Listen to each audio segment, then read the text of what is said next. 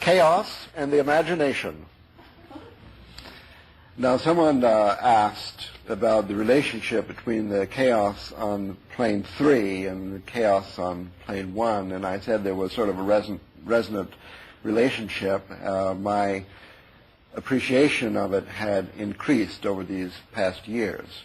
I'm wearing the mask of chaos, but I'm not constrained to stick to the mathematical plane.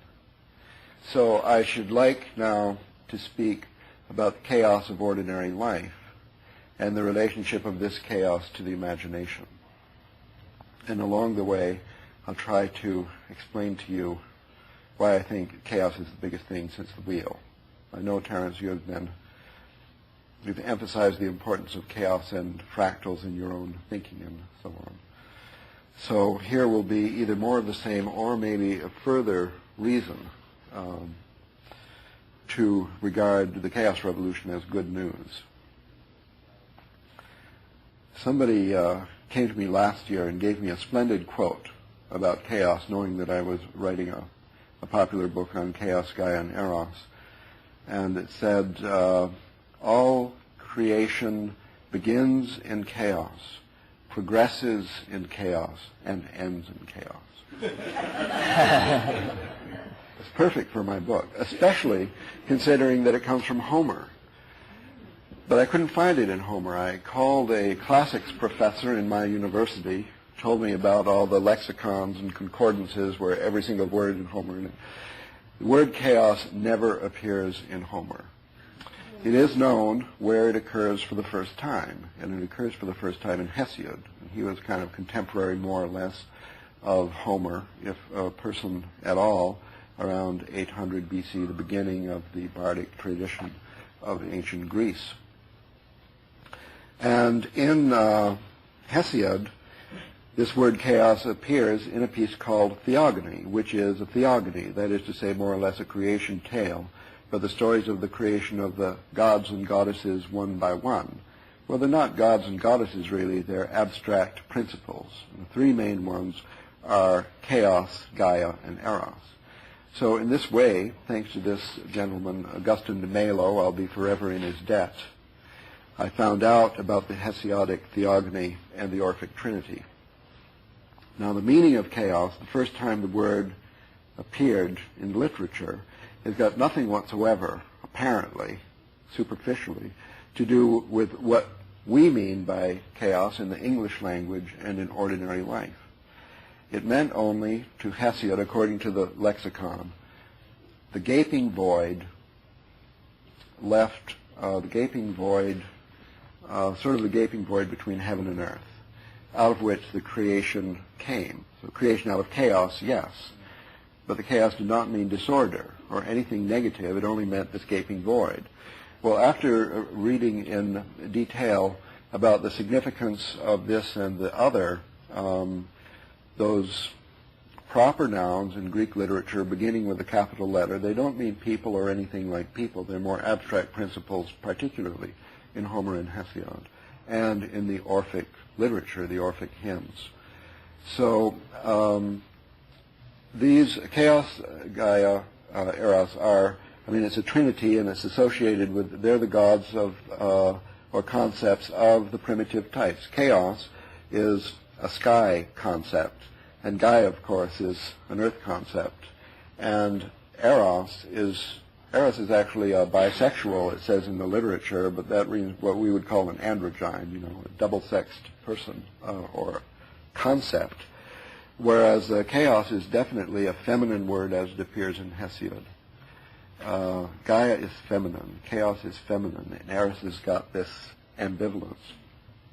And they're the most abstract, earliest proto-concepts of sky, earth, and the creative tension in between. Well, after understanding that, you look up, you think of these different interpretations, sky, God concept, the gap in the opening and so on. When you look at the sky, the most obvious chief characteristic feature of the sky is the Milky Way. And it does appear as a kind of a gap between this and that, the two sides of the Milky Way. The sky, as understood by primitive people, is sort of like an Easter basket. And you have the ecliptic is around the waist, kind of a snake, and all what is below that is considered the underworld. And then you have this handle across the top to hold it, which is the Milky Way. It's the royal road of the gods traveling between the underworld and the overworld. And it's analyzed in extensive detail in a thick book called Hamlet's Mill.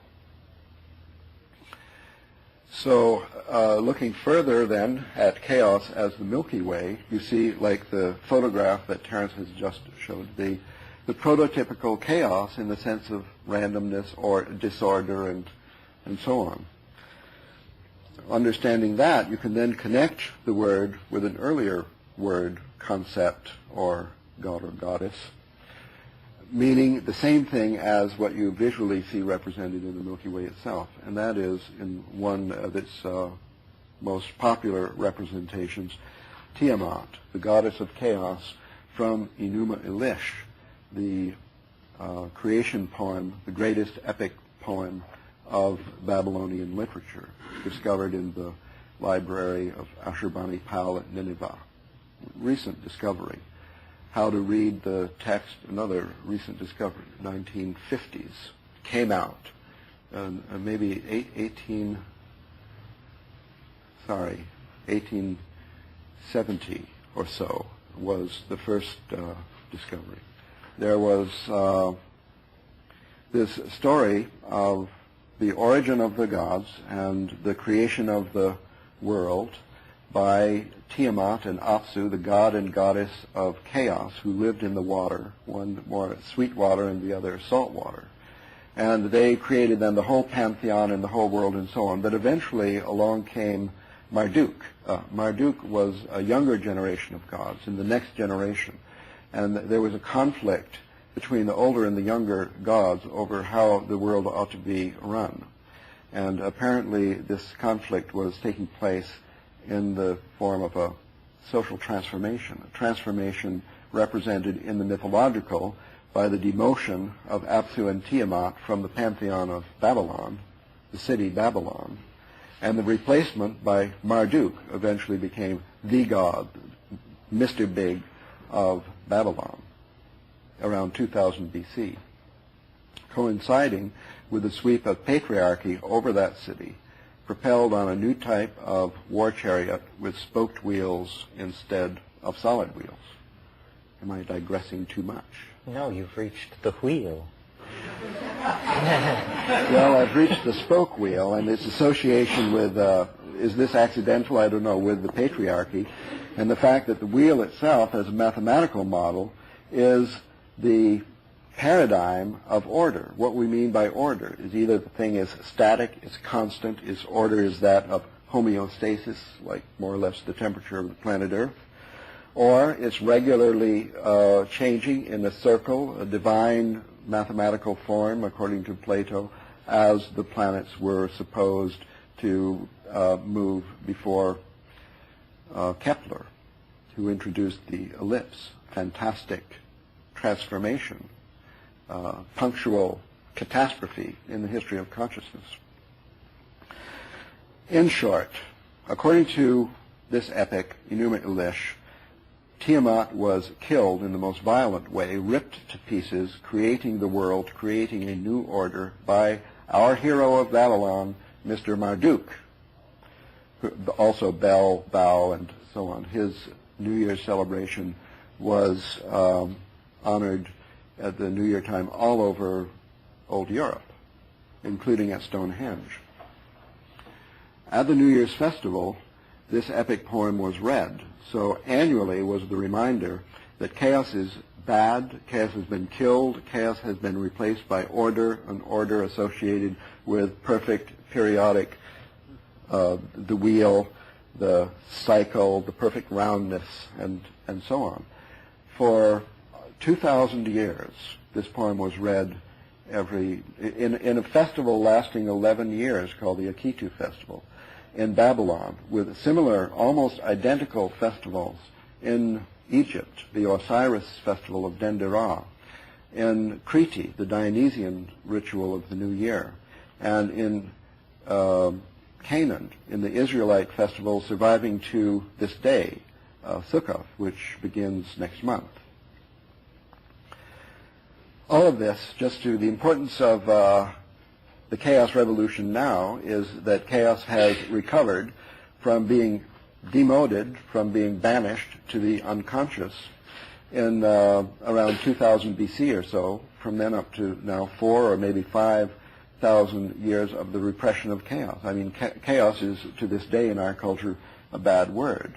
We have to watch out for chaos. It ruins your love life. It has to be replaced by order. Scientists most especially hate it, and so on. The fact that scientists, of all people, in the temple of science, that Tiamat has to be accepted as a friend and replaced upon her throne, this is big news. Now, a little bit of lore about chaos. And now, about the imagination.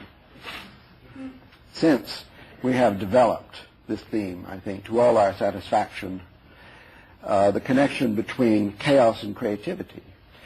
The creative as, now we're connecting, I'm going to try to make a direct link from chaos to the imagination, but it's completely unnecessary because we've already got the line from chaos to creativity and the line from creativity to the imagination. So we know that imagination is linked to chaos. The repression of imagination, the evil shadow, the bad name of chaos, must therefore result in an impedance, a resistance to imagination.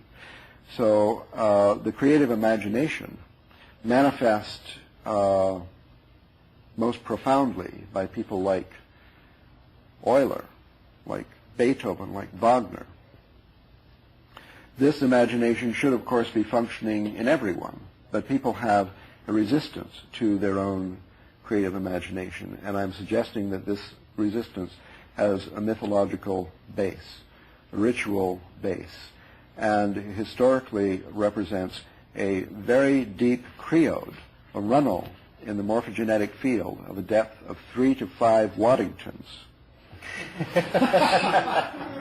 Well, this is a unit that Rupert and I have worked out for measuring the depth of runnels. So we've got a really, it's not only a personal failing if you find it difficult to write poetry when you sit down at your desk. You see,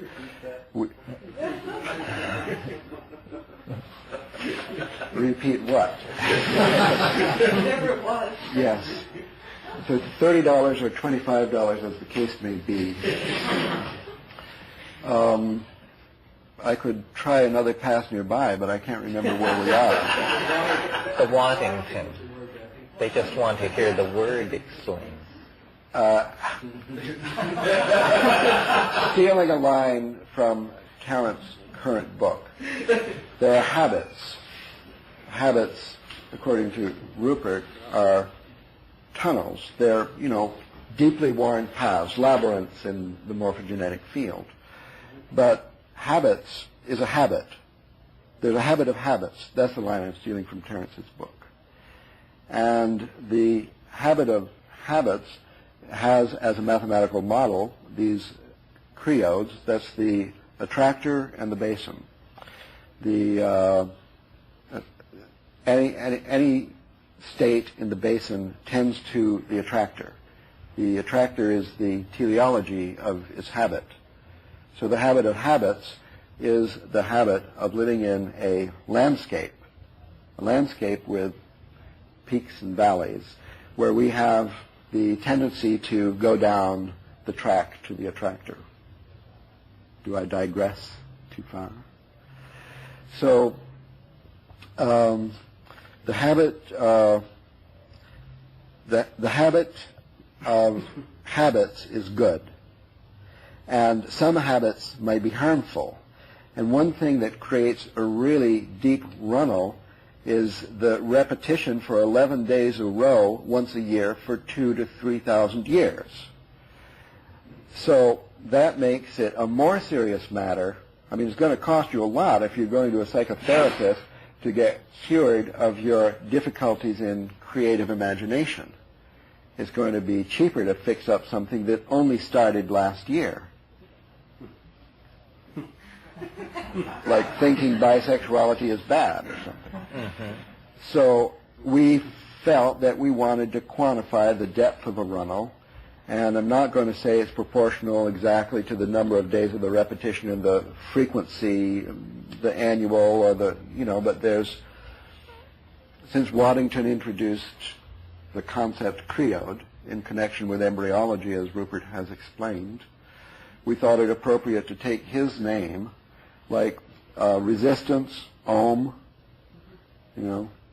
there's Maxwell's Henrys, there's Faraday's, there's Gilbert's, and there's amperes, and watts, as in Watts Tower, and and Waddington, as in the depth of the creode. And for a really deep creode, I recommend for your consideration the New Year's Festival of Akitu, together with its complete descriptions, the subject of numerous books of length, 300 pages or so, by a fantastic field of scholarship known to few. We know about archaeology, anthropology, history, comparative religion, and so on. What about OT, Old Testament studies? The most voluminous, incredible field of the greatest scholarship, of the most minute details, all interdisciplinary, has produced, among other things, a comparative study of New Year's festivals around the world. Amazing evidence of morphic resonance on a planetary scale in society before radio, before sailing ships. Global manifestation, evidence of resonance with the Gaian mind on the same level as the distribution of these so-called Venus figurines of the Gravettian culture all over the planet. So chaos and the imagination, the repression of chaos, the obstruction of imagination, the final development over these thousands of years of serious and perhaps fatal ecological problems that we have today. Suggestion of the growth of a problem beyond all bound, with nobody even trying to do anything about it, as associated with lack of imagination. And therefore, an artifact, a consequence of a cultural flaw that came in with the patriarchy. Now, I'm not saying that patriarchal culture is bad because it's patriarchal, although I would say that too. That belongs in another context. I would say, besides all that, it's bad because it's repressed chaos. It's made chaos bad. It's made Marduk good, the god of law and order. No. We would like to reject that so the planet can be saved, so life and love can be saved. And lo and behold, along comes an event as big as the development of the wheel, as positive perhaps as whatever negative was the discovery of the wheel, due to the fact that without getting rid of the wheel, we don't have to give up our automobiles. We are regaining chaos for potential partnership with the wheel. Chaos and order, chaos and cosmos, chaos and the imagination.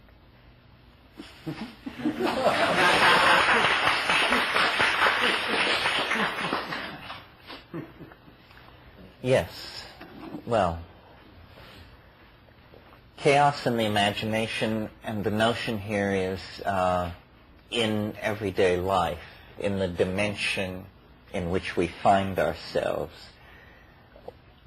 I would like to sort of expand on what Ralph has been saying with my own perspective on it. Chaos is feminine. Chaos is intuitional. Chaos is has a very flirtatious relationship with language, and the process of creating a culture has to do with how we relate to this thing. And since we're talking about everyday life, it seems reasonable to talk about how we come to be in the kind of planetary mess that we're in, and whether these extremely rarefied and abstract matters that we've been talking about can in any way be brought tangential to the burning planet. And I think that they can.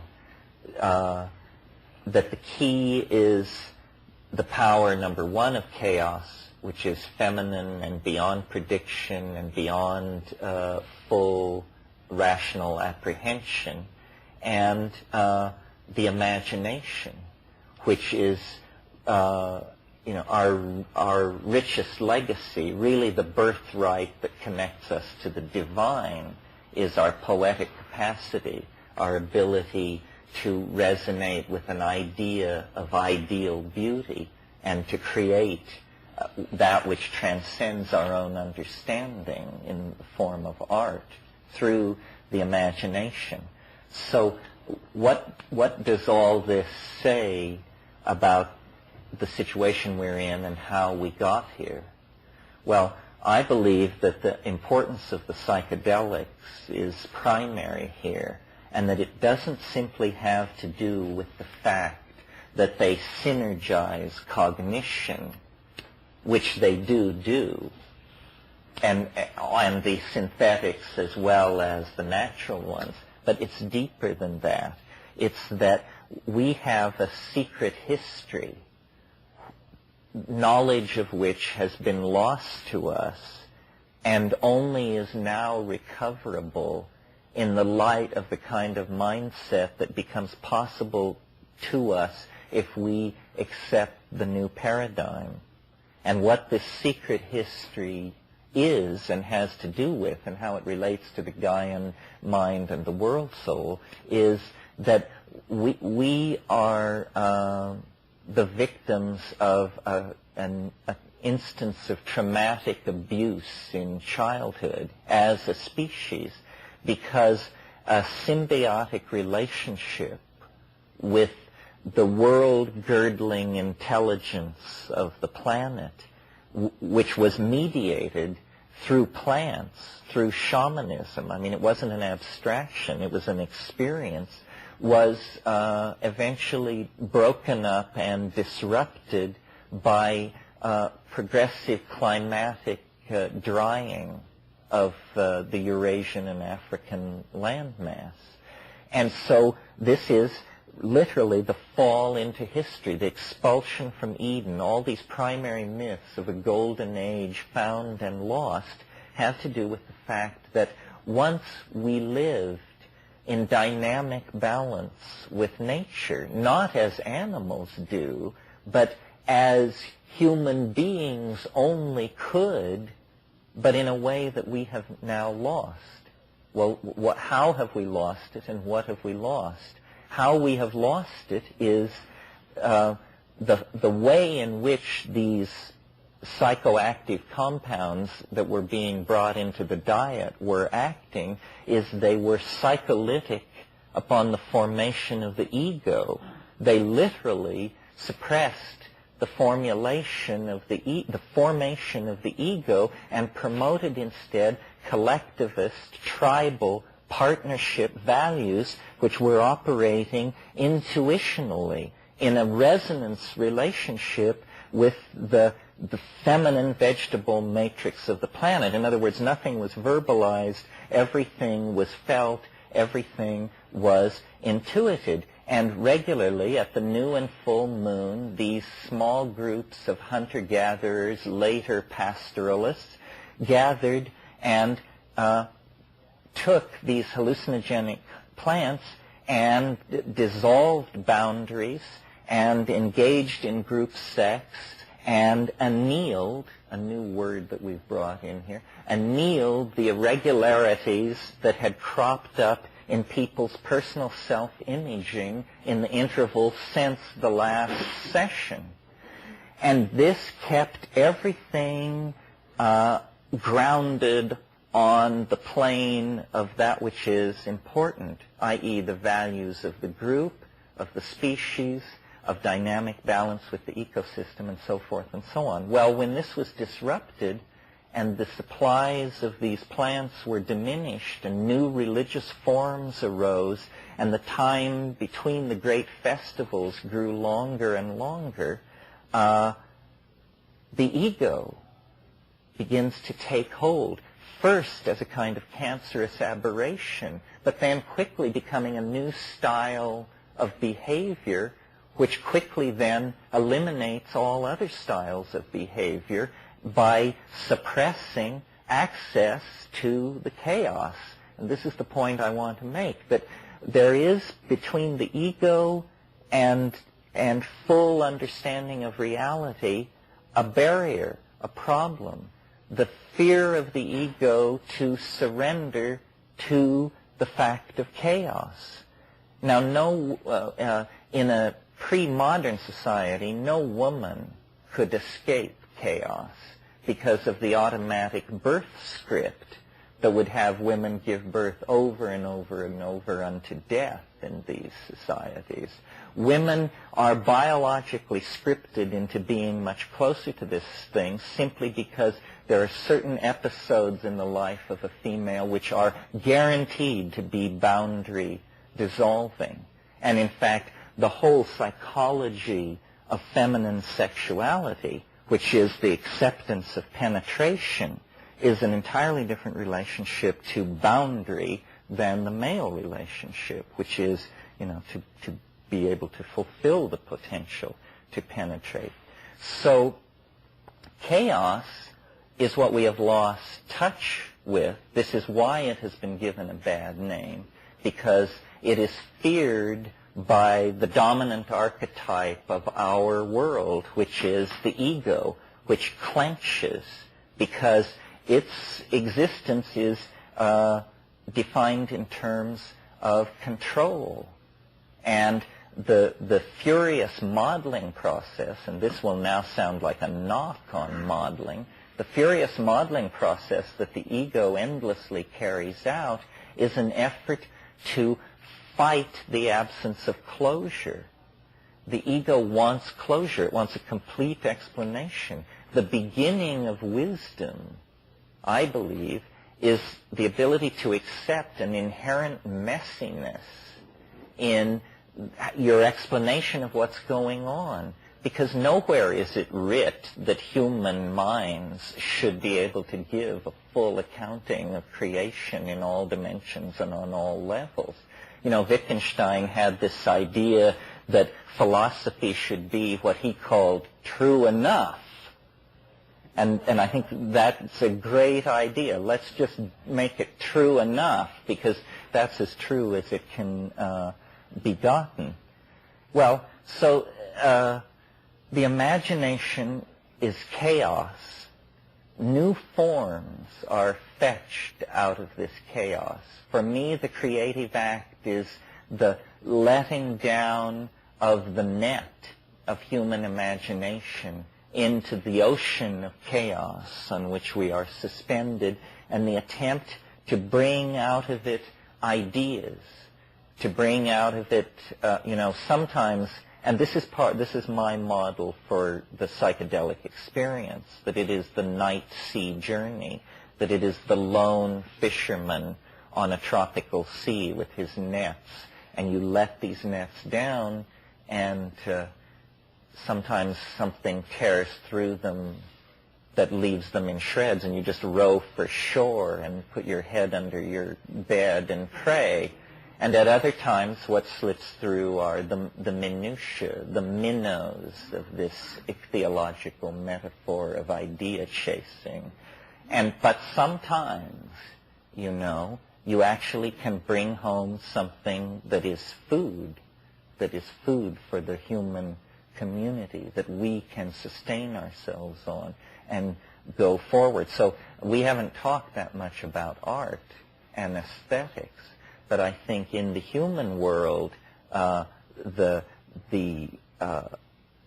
appetition is for beauty, to my mind, and this is another place where the Platonism shines radiantly through, because Plato held that the good was the true, and that both were the beautiful.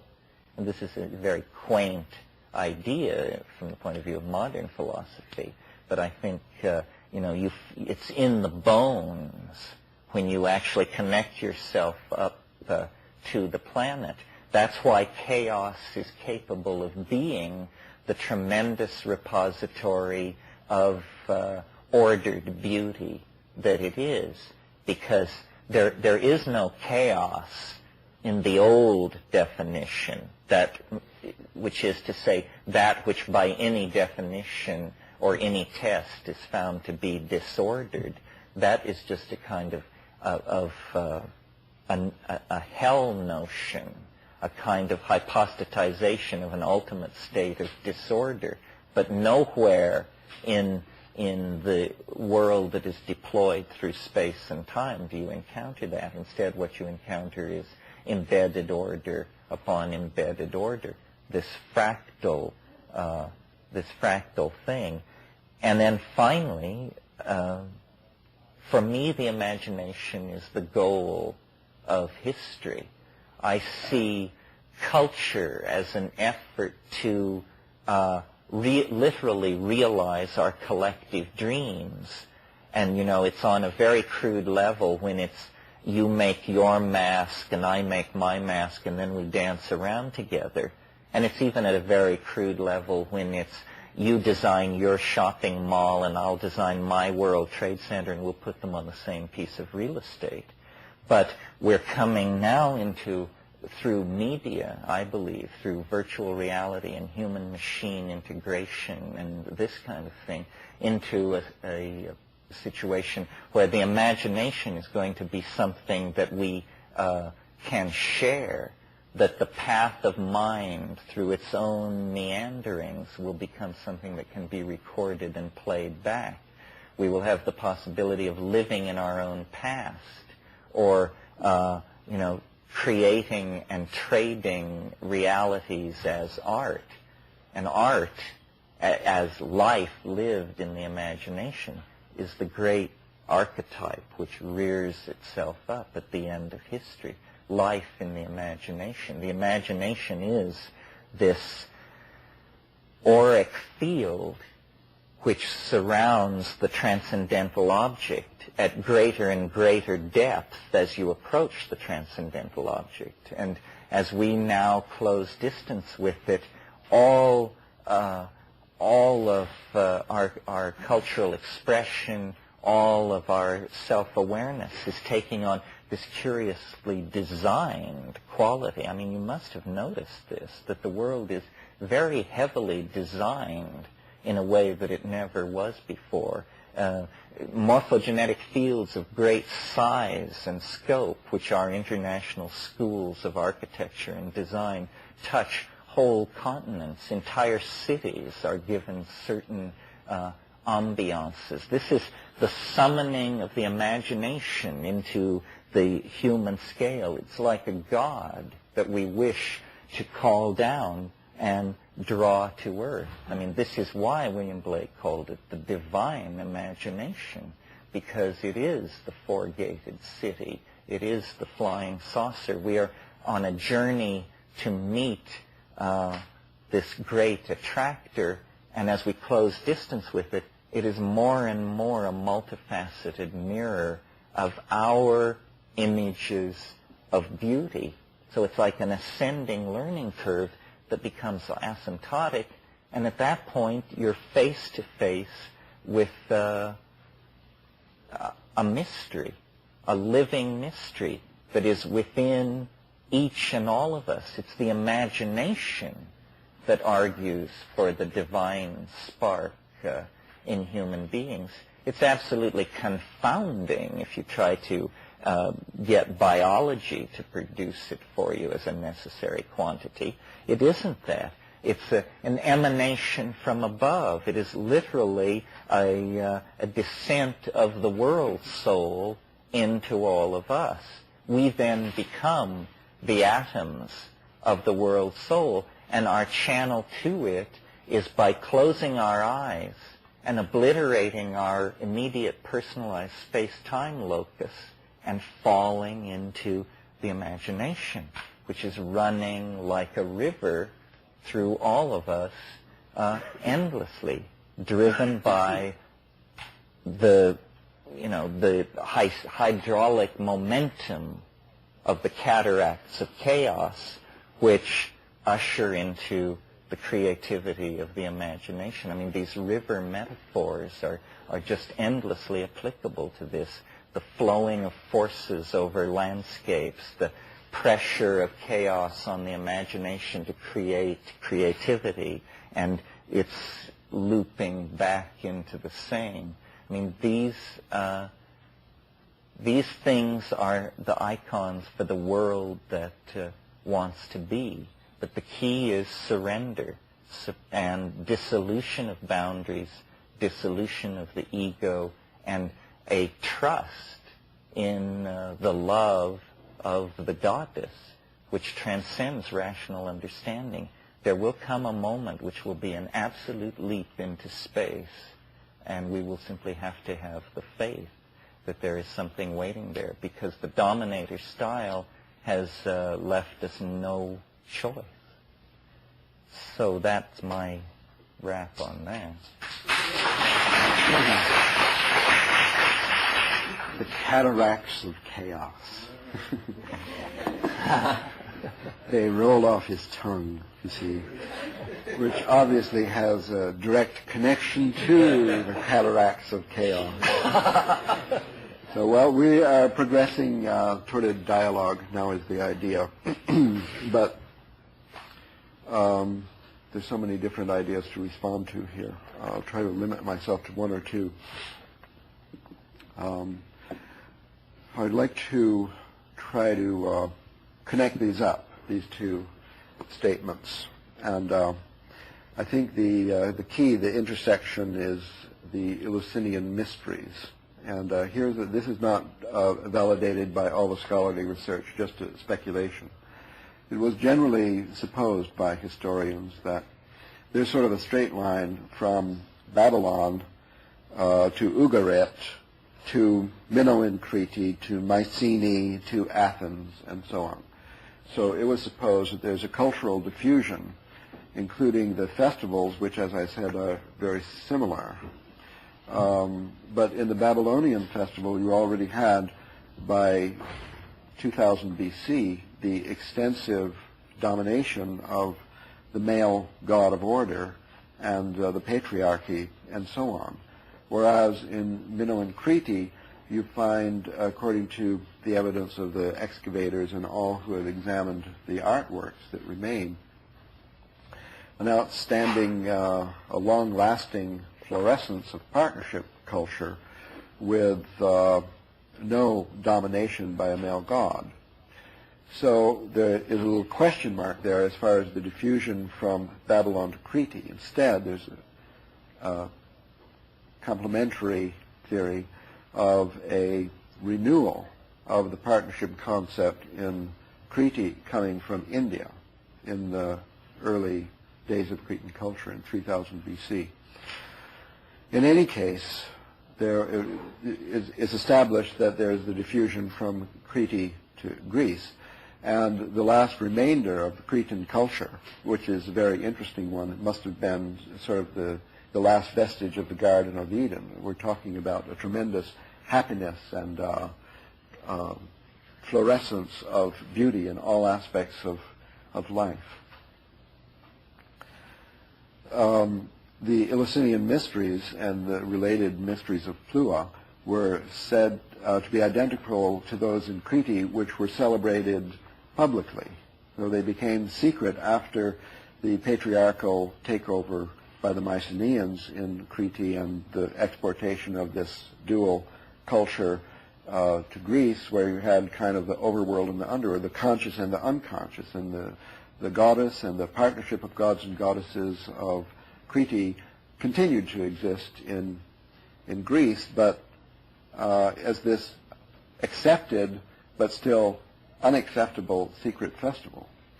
And among the aspects of the Cretan and Eleusinian Plua festivals are the sexual rites and psychedelic rites celebrated in a highly specified ritual format and on an annual basis. So is a speculation on what happened to the cataracts of chaos in the hands of the patriarchy. This is, I don't know, I think you guys know a lot more about this than I do, but this, our conversation has stimulated this speculation. In patriarchy, because of the patrilineal aspect, you have to know who is the father of the children, not just who is the mother, and therefore monogamy is very important, and this was in a strong conflict with the ritual.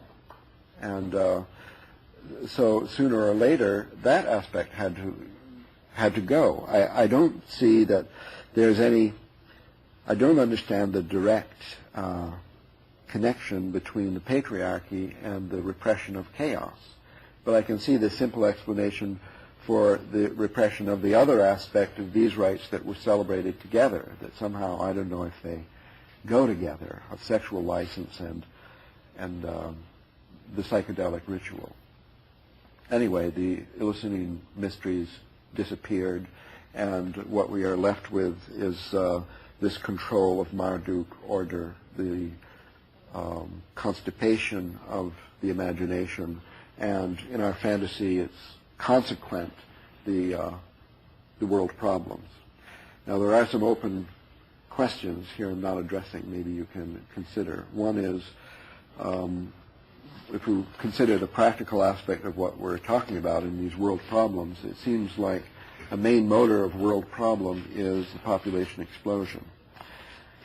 So I don't know. Do you think it would be true if we had a partnership society instead of a dominator society?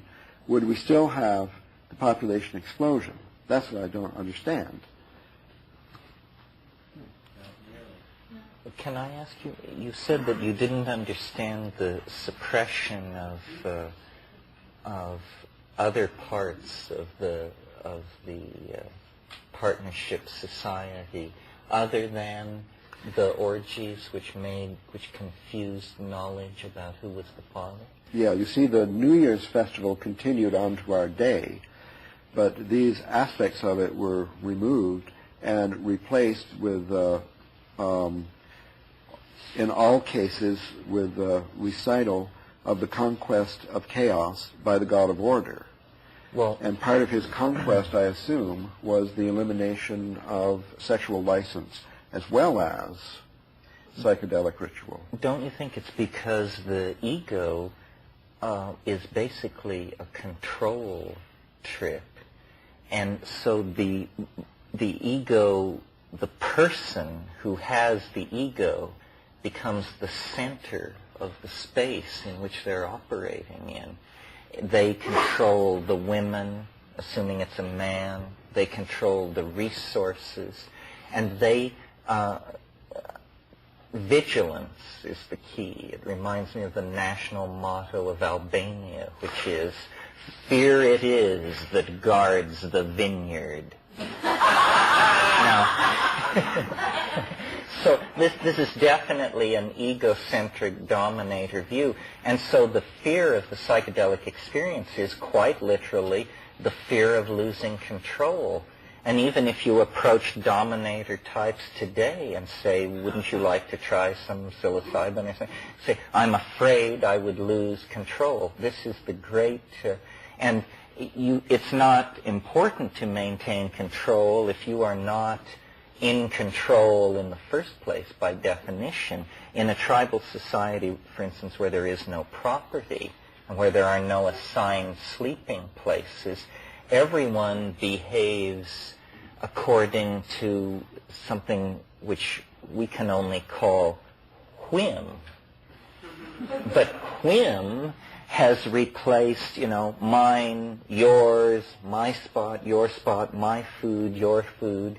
And the psychedelic thing dissolves this and makes it all very threatening and throws it all up for grabs. And then you have to rely on group values and not yourself.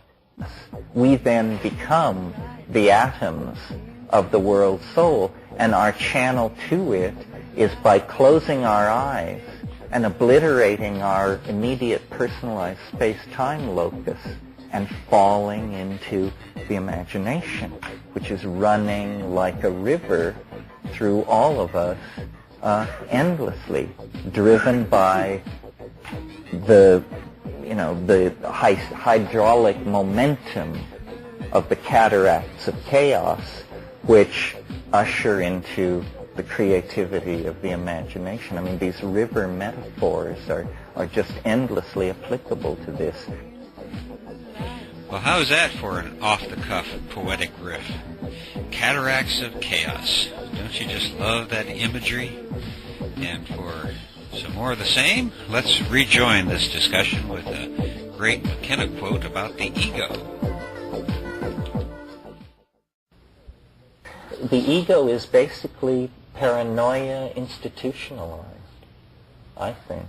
So I guess it's a package deal. You've got the dominator, you've got the patriarchal, you've got the ego, as in our culture we see primarily as a male disease like testosterone poisoning.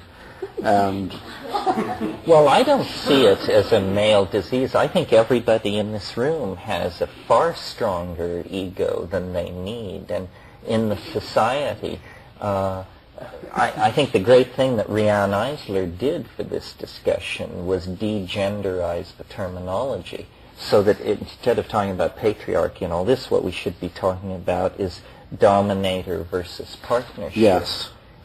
But the fact is we have very little personal or historical experience with dominator matriarchal societies. Nevertheless, I agree with you. It's a good service she has done, and I'll try to follow. Why not?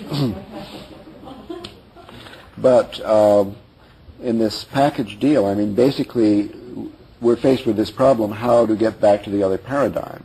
So one suggestion, I think, if I'm interpreting what you said as, I shouldn't do that. That's sort of it's not exactly a missionary appeal for psychedelic usage, but since ego is an aspect of the problem, and this ego problem had arose not only by the through the suppression of psychedelic usage in ritual, but even through the gradually increasing interval between the festivals, which would be something like the parameter of the cooling off of the universe, out of which crystallizes different, through phase transition, different material forms. And then the dominator society, in short, had sort of crystallized out through the gradual increase of the interval between rituals. Is that? That's right. I mean, this is part of it, definitely. The phonetic alphabet is in there, too, playing a further abstracting role from process and giving permission for all kinds of curious disensoling maneuvers on the part of the dominator ego. Well, we still have mathematics and music.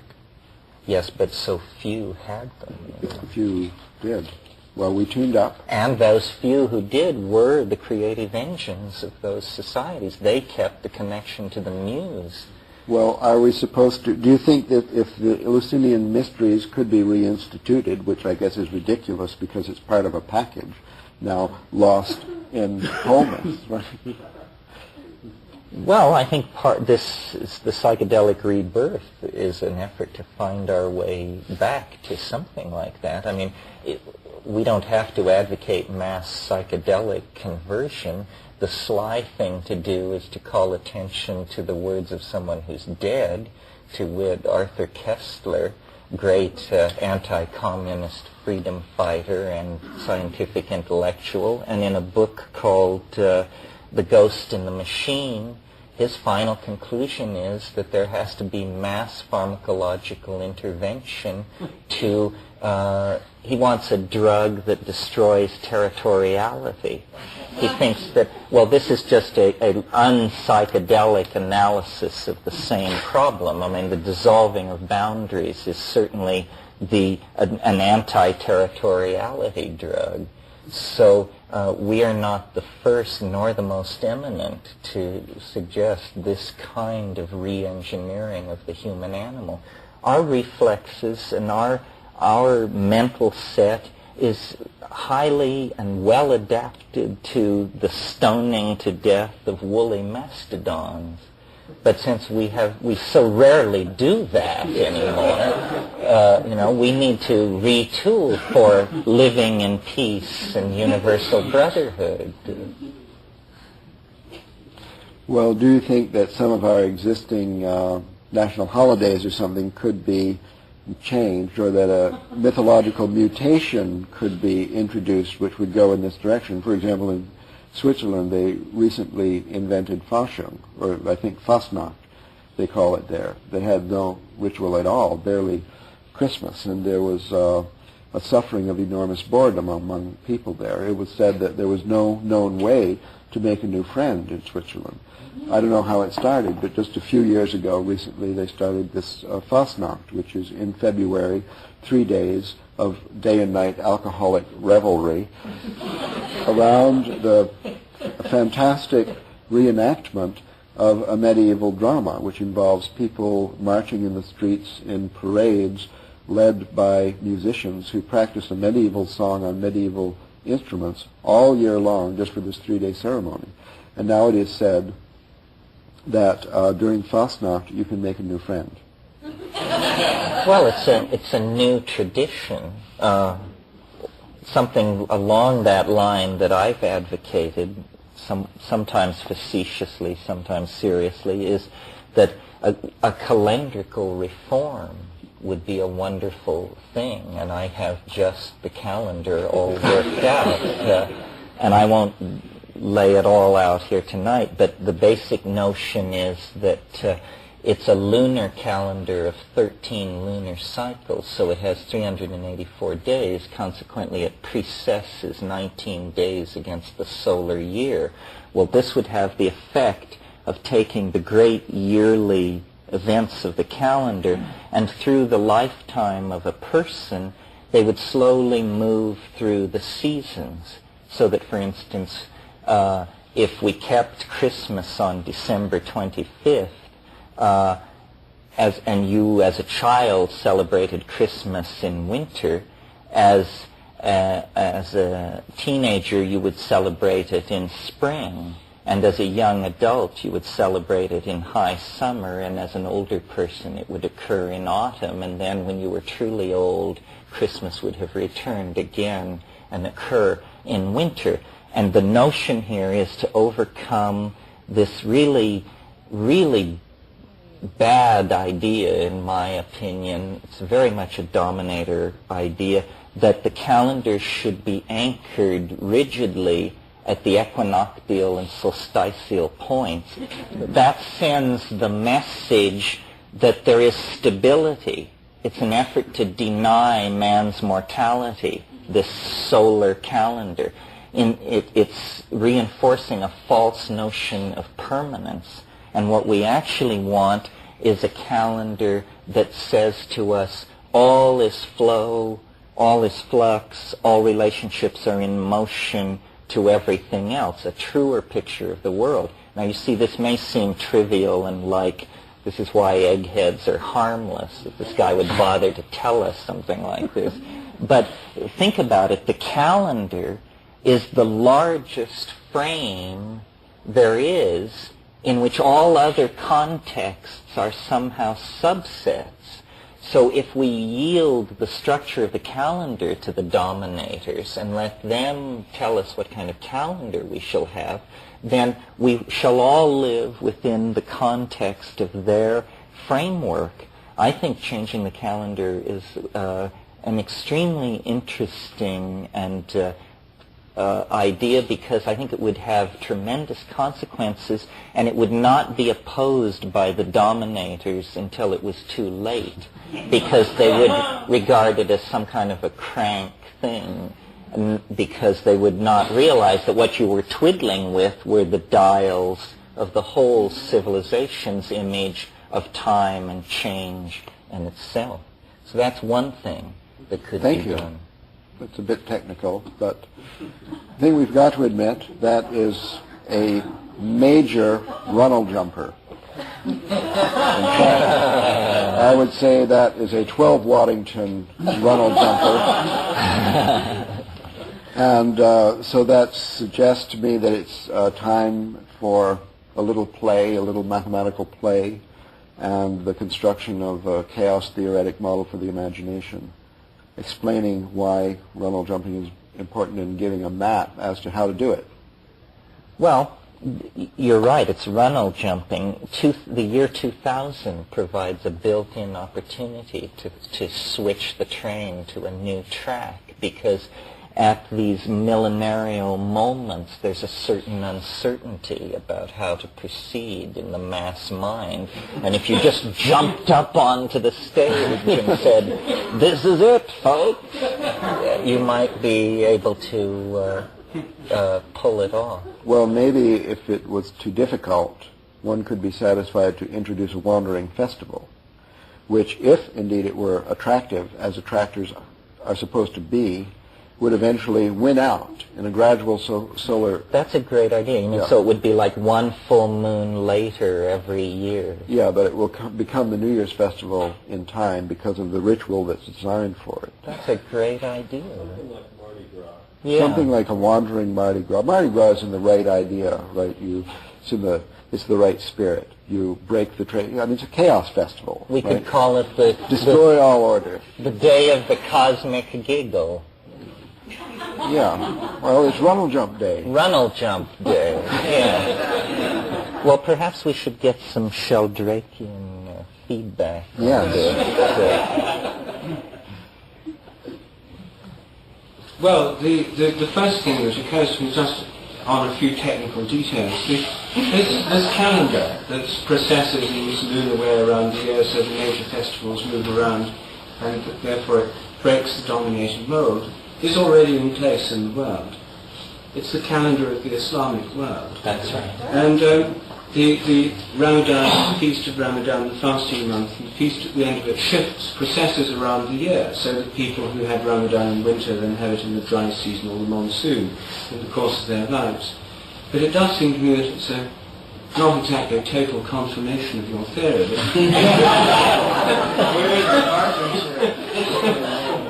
Well, There's the deeply feminist society of the Ayatollah in well, now is it precisely a 384-day, 13-month? I don't know if it's probable 13 months, but it's certainly a lunar calendar. And it certainly processes around. Well, I know in ancient Israel there were 384-day calendars, but your point is certainly unwelcome.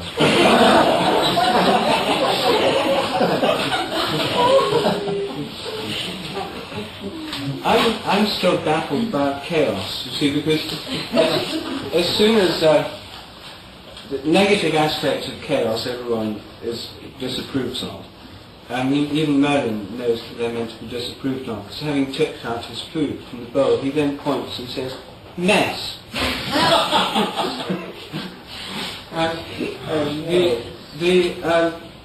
The thing is that we've had the meaning of chaos, of course, shifts, as most things do, but this one shifted a lot this evening, and I'm still trying to keep up with it. We start off with chaos not being with any negative connotation, but just the yawning void. In fact, as Ralph explained, something like the sky. Then it's the great womb, perhaps, or the source of all things, or whatever. It then gets turned into this Tiamat, who is slain. Or actually, in the first chapter of the book of Genesis, then it's the deep. And the model of creation there, the spirit moved on the face of the waters, sounds to me like a wave theory of creation, and wind on water sets up waves. But that's another version of the chaos theory, and I think it's a more interesting one than the Marduk slaying the monster, because there we have the wind moving on the face of the waters. And chaos there is the deep. It's the abyssal void from which all things can come forth. It's the primary cosmic womb. Anyway, so we've heard about that, the sky. Then we hear the negative connotations. And one of the things that's clear is that chaos is feminine. And creation out of chaos is like the creation out of the womb, coming out of darkness. So one of the metaphors that Terence used of the imagination is dipping down nets into the ocean of the deep and pulling up coelacanths or whatever of the imagination. Well, he used that image, which would correspond to the kind of imagery used by the Jungians about the unconscious and bubbling up from below. And it would also fit with the idea of creativity welling up from the earth and the creation of the earth bringing forth from within the darkness. Again, a model that's used in Genesis. The biblical account of creation doesn't have God creating animals and plants. It has God starting off by saying, let the earth bring forth grass and herbs and trees. And the earth then brings them forth. The earth brings them forth from herself, and presumably from the darkness at the centre of the earth. Anyway, that's one model. The chaos is a kind of feminine womb or all-containing potentiality from which things come forth, and you dredge them up.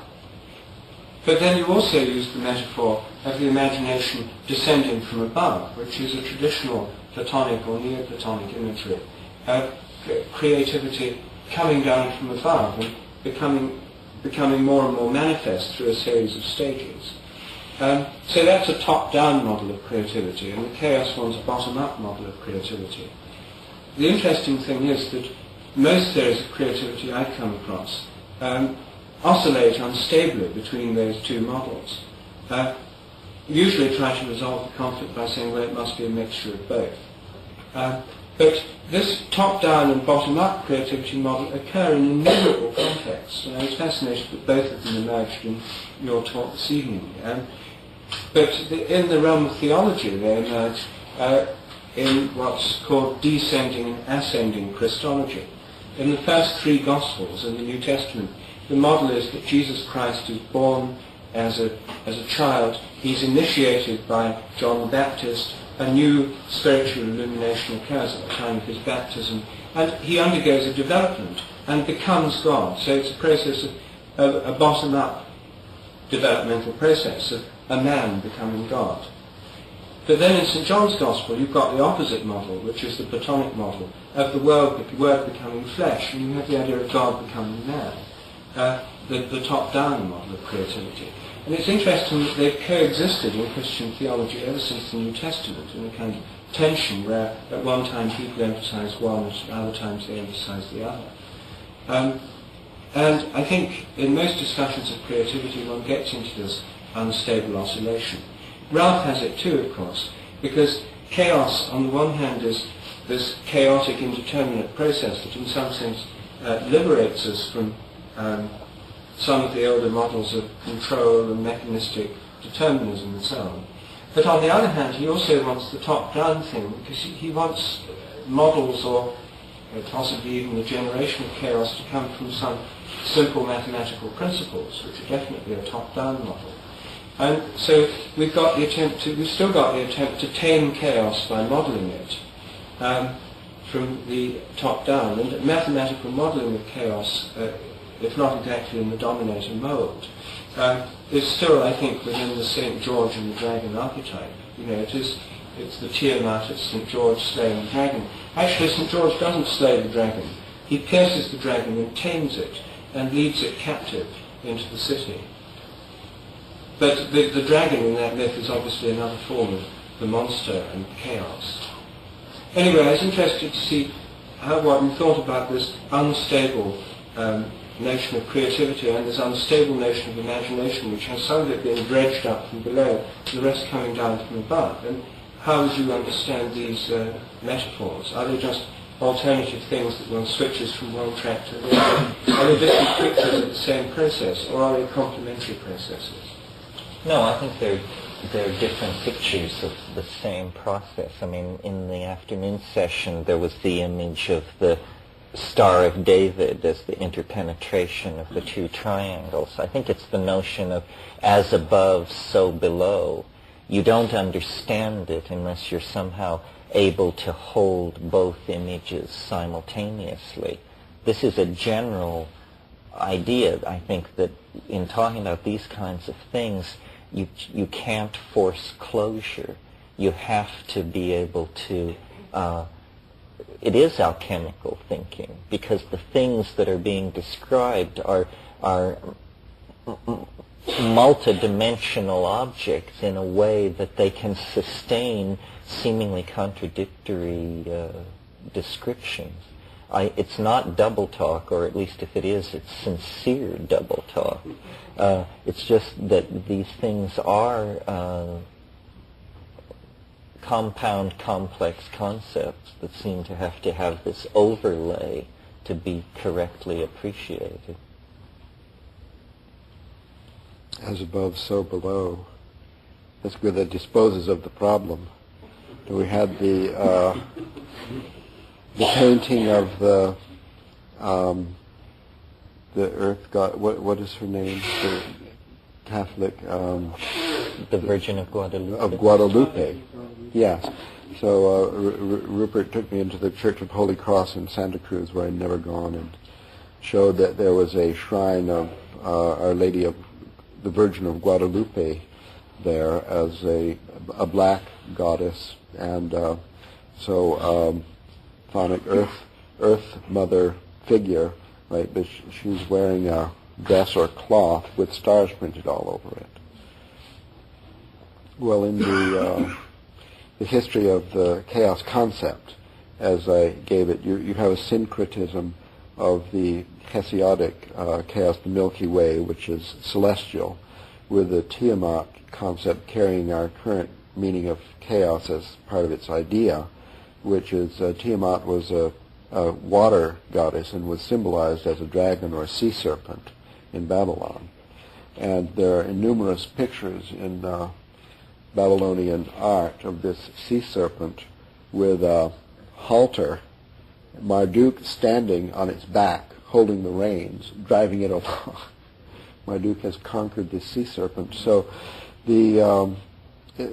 for some reason, the history of mythology at this point required in the syncretism that a celestial figure should be overlain on a chthonic one, an earth figure.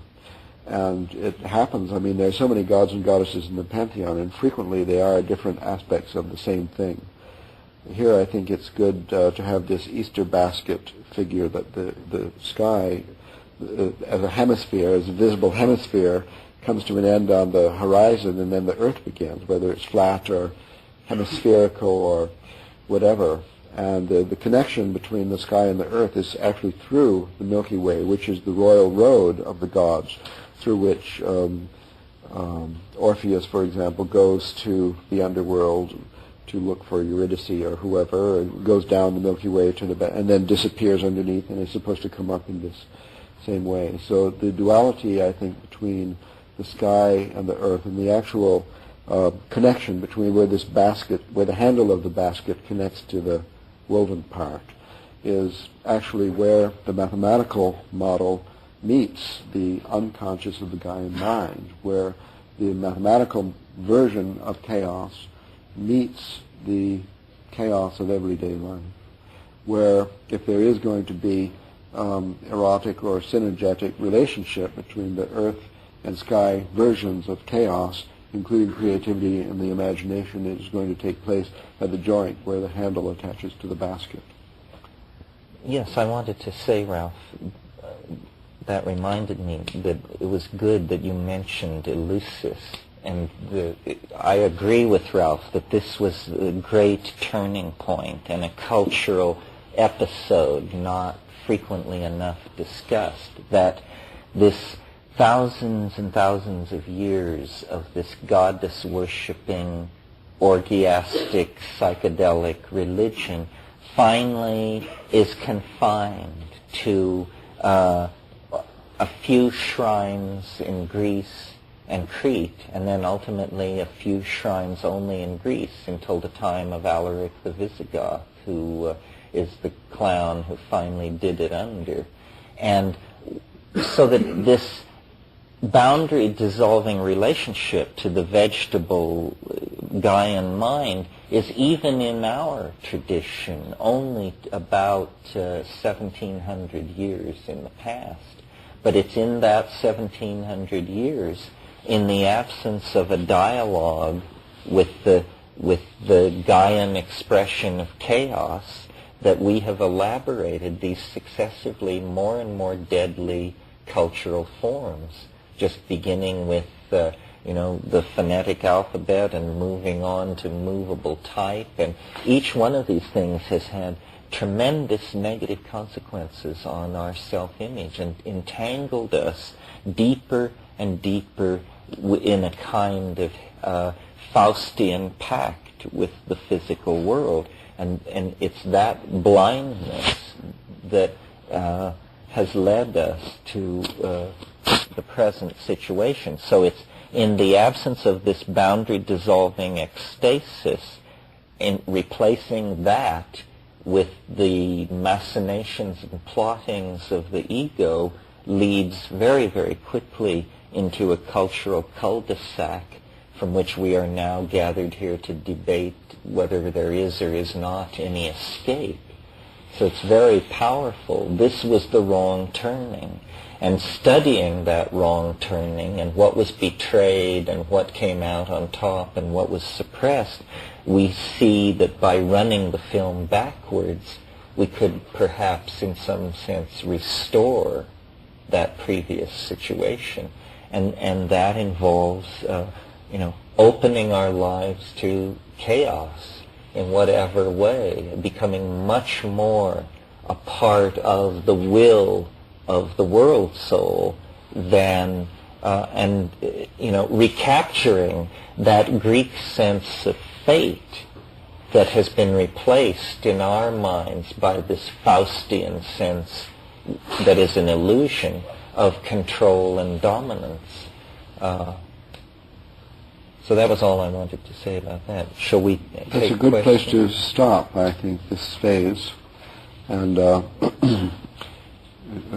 good time for some audience participation. I know there is a fatigue factor at this time. Terry, it's nice to get the validation of the feminine principle emerging. So I just wanted to say that. But what would happen if the feminine principle emerged and became the dominant principle? Isn't this domination? No, because it isn't really the feminine. See, that style of talking has to be overcome because it's really the difference between dominator and partnership. Could you explain that more, though? Okay. Partnership is where everybody has an appropriate role which they carry out, and it's sort of implicit, and everybody is able to occupy many of these roles. So roles aren't fixed habits, they're not scripted. And the dominator style is simply the style of ego. It involves the dominant male, territoriality, pecking orders, fixed rules of behavior and presentation, all of this sort of thing. What would happen if we had a partnership society is that we would manage the planet for the good of the group, which is certainly not what is happening now. Now, the dominant metaphor, including even the very popular democracy metaphor or meme, is basically every man for himself.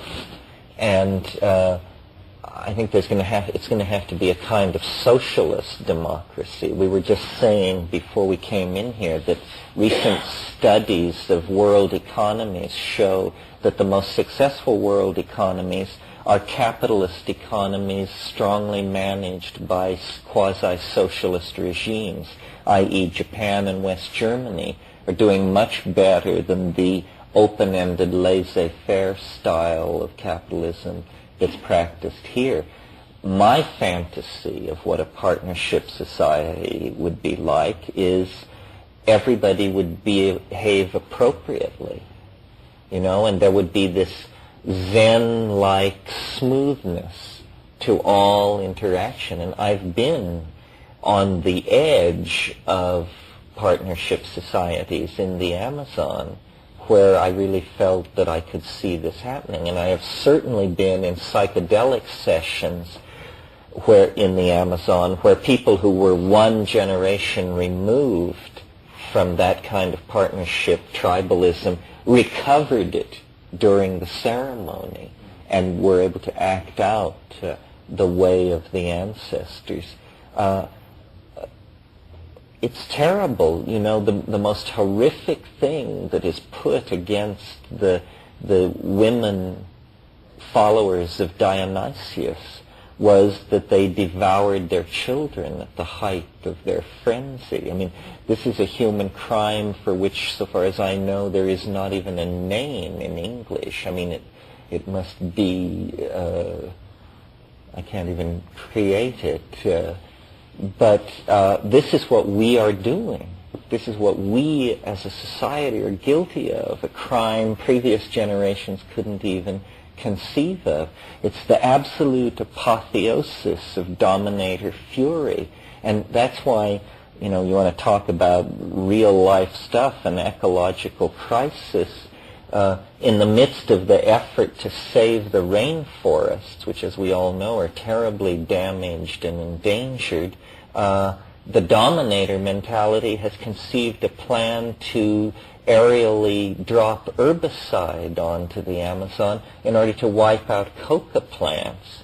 So this is like, you know, you cannot trust the dominator style not to go psychotic here at the end. I mean, they may have to surround the place and lay siege to it, and the question is, who are they? Who is it who has the power to pry the dead fingers of the dominator culture from the instrumentality of power? This is why the chaos which is rising in the world is literally the Gaian fury. It is a moment of opportunity. Everyone should understand this, that chaos provides opportunity for commandos of the new persuasion to rush forward and jam vital machinery of the dominator metaphor. So the key to a correct political stance in a situation of chaos is to be alert to opportunity, because it will come. The whole thing is advanced incrementally by people who are always aware of the possibility that the next moment will be the one in which to take a step forward. Surrender to the Gaian mind, to the intuition of the forward cascade into chaos, but never surrender to the dominator metaphor, because it will eventually, it's death. I mean, it's death, it's unhappiness, it's neurosis, it's sexual impotence, it's fear of other people, it's xenophobia, it's all these things. It's psychosis on a mass cultural scale. We have been so long victimized by it that we're like, you know, well, no, that's almost too harsh, but, well, what I was going to say was the kind of culture that we inherit from the late Roman emergence of Christian dominance is the kind of culture that I imagine would come into existence if the Third Reich had lasted 1,000 years. In other words, you know, the rough edges get smoothed off, but the main human suppressing thrust is kept fully in place. And now it's no longer a personal or cultural matter that we are so deeply diseased by this kind of neurotic conditioning, because the planet itself is at stake. The arsenals that have been piled up, the industrial processes that have been set in motion, there has to be, a phase transition. The cusp must be just ahead, or else we will just script ourselves out of existence. I might interject at this point that we had had great teaching on some of these points from Rian Eisler's book, The Chalice and the Blade. Yeah. Not only on the characteristics, the potential characteristics of a partnership society and the history of the dominator society, but also on the role of chaos in social transformation. And this book, if you want to just eyeball it, they do have it here in the bookstore. Ralph, I was just curious if you or Rupert are familiar with the ideas of Hans Moravec, who's an AI and robotics specialist, has a new book where he claims that talk about a fall into imagination, that the human beings will within 50 years be downloading their brains into robotic vehicles, into computer minds. And he says that not only is this a response, the only response we'll be able to take in the face of technological disaster, but also or dramatic change in our environment, but also as a technological imperative. Anyway, he claims that this is what we're facing. Are you familiar with him? I'm not familiar with him myself. I have heard this kind of future fantasy before. It's sort of it's a far-fetched alternative to Terence's idea that the leap into space is an imperative for our future. And personally, I'm not interested in this kind of future fantasy. I think that it would be nice if some alternative such as this, maybe the arrival of the aliens in the spacecraft, one parked over each large city and so on. If there is such a miraculous resolution of our problems, that's fine, then we don't have to worry about it. But what is our challenge at this time, I think, is to try to solve the problem within the existing context. That's the real challenge. Although I'm not as pessimistic as Ralph, I think there is potentially what I call a forward escape into technology. I mean, downloading our brains into computers is an absolutely 16th century just the wheel carries far. But if you possibly, well, this question of whether there can be consciousness without an object is interesting. And it is possible that there are virtual realities into which we may migrate. One trend that's been noticed in cultural evolution is what's called neoteny, the retention of adolescent characteristics in the adult form. And we all have this. Our hairlessness is an infantile hairlessness, and many other aspects of us are preservation of infantile form. And on the microcosmic scale of human history, each generation views the generation which it spawns as more childish, more childlike. And it's possible to imagine that, especially if the notion of the sanctity of life tears loose and manages to inculcate itself deeply into jurisprudence, it's possible to imagine gigantic electronic hives in which very nearly fetal human beings by the billions are connected into a self-sustaining virtual reality, and that it's a tremendous privilege to get your papers to vacation in 3D, and that 3D becomes a kind of exotic resort destination, and that most people spend their lives in sorts of levitowns of the imagination as larval forms integrated into machinery. A pleasant vision, but...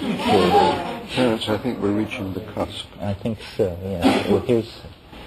In terms of dissolving ego boundaries, with work and therapy today, there's a lot of controversy about building a solid ego before one can transcend an ego versus just transcending it before you have integrated yourself. And I was wondering if you could speak to that in relation to what you believe needs to happen?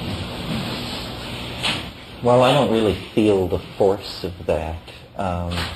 I think maybe we need to retool the terminology. I'm not suggesting that people should be fearful, meek, and self-effacing, which is sort of what I imagine a person who might be diagnosed as having a weakened ego to be. I would say they have a self-esteem problem, and that the self and the ego can be clearly distinguished here.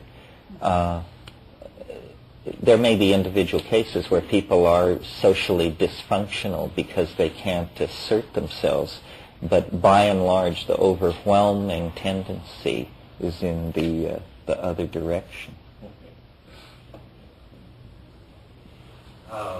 One thing on this dissolution, I would say that the current state of the electronic global communications event goes a long way to transcending all these boundaries. They disappear sort of down from Dissolving boundaries. territories, Yeah. boundaries and differentials, and recreating McLuhan's tribal village. Well, a lot of people disagree with me. Maybe Ralph does, I don't know. But I think of the whole cybernetic thing as a feminization.